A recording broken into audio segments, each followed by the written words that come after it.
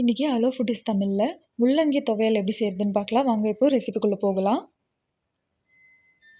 முதல்ல ஒரு கடாயில் 5 டீஸ்பூன் அளவுக்கு எண்ணெய் சேர்த்துக்கோங்க.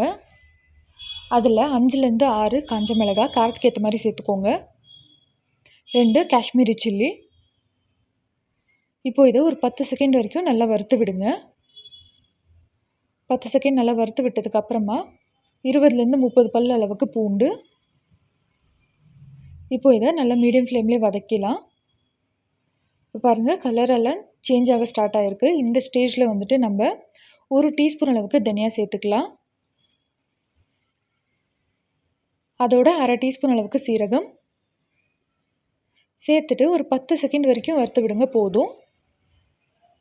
பாருங்கள், பூண்டெல்லாம் நல்லா கோல்டன் கலரில் சேஞ்ச் ஆகிடுச்சு. இப்போ இதை எடுத்து தனியாக வச்சிடலாம்.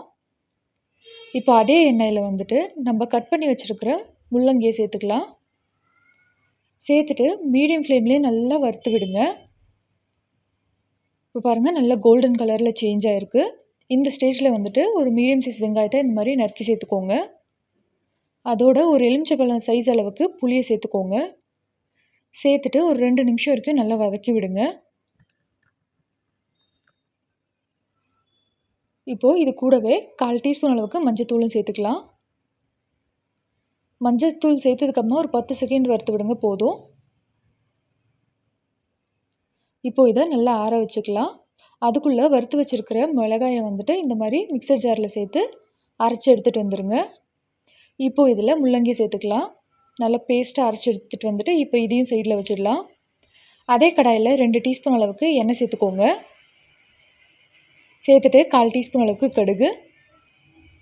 கடுகு நல்லா பொரிஞ்சதுக்கப்புறமா கொஞ்சமாக கருவேப்பிலை. இப்போ இதில் நம்ம அரைச்சி வச்சுருக்கிற முள்ளங்கி சேர்த்துக்கலாம்.